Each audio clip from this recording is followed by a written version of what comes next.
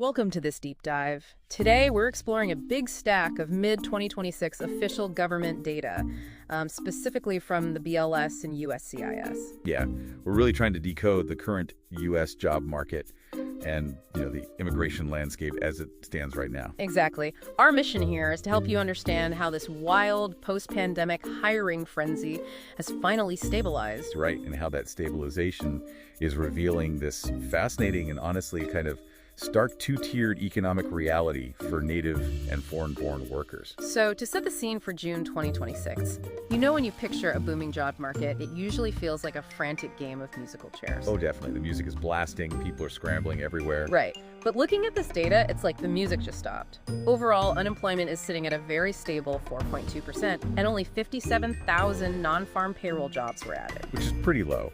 And the JOLTS data shows voluntary quits are totally flatlined at about 3.1 million. So with layoffs being historically low too, at just 1.7 million, it's like employers just decided to lock the doors and keep whoever's already sitting in those chairs. That locked door analogy is spot on. But when you look at who is actually sitting in the room, a massive demographic divide emerges. How so? Well, for foreign-born workers, unemployment is extremely low at 3.6%, with a really robust 65.6% labor force participation. Wow. Yeah, but native-born workers are at a 4.6% unemployment rate, and their participation is down at 61%. Wait, I want to pause there. What's driving such a massive gap in participation? It mostly comes down to structural demographics. The native workforce is rapidly aging into retirement. Oh, right. Yeah, so every day, older native workers are leaving the labor pool. Meanwhile, the foreign-born workforce is heavily concentrated in those prime working age brackets. Gotcha. So knowing those demographic gaps exist, where is the future demand pulling these workers? Like, looking at the projections from 2024 to 2034, we're supposed to add 5.2 million new jobs. Right, a massive amount of new jobs. But, I see these headlines screaming that wind turbine technicians are growing by 50% and solar installers by 42%. Should you just immediately pivot to green energy?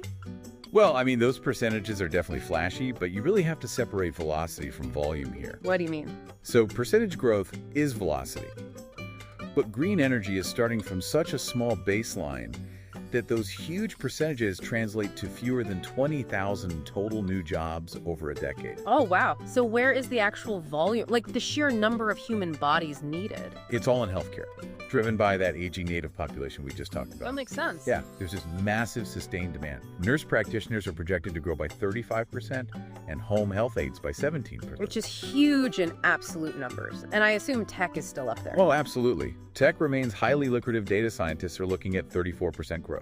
Okay, so that creates a fascinating tension. If tech and healthcare desperately need these high-skilled workers, how is the U.S. managing the international talent pipeline? That is where things get really complicated. And just as a quick disclaimer for you listening, we're strictly reporting the data from the USCIS sources here. We're not taking any political sides on immigration policy. Exactly. We're just looking at the reality on paper. And the reality is a mix of progress and total gridlock. Let's start with the progress. Okay, so the good news is the FY26 H1B beneficiary-centric reforms actually worked. They tied the lottery to unique passports instead of multiple company applications. Which stopped people from spamming the system, right?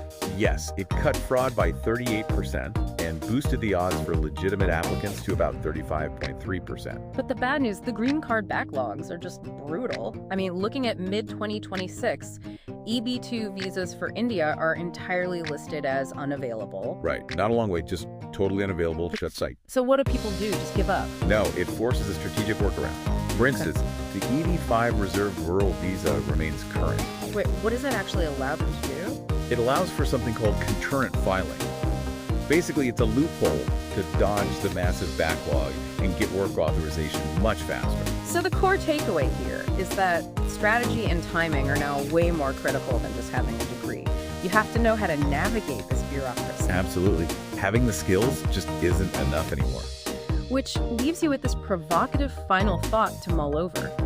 If the native workforce is rapidly aging out and skilled immigration is crippled by strict quotas, how will the U.S. maintain its global tech and healthcare dominance over the next decade if the necessary talent is legally locked out? It's definitely the million-dollar question right now.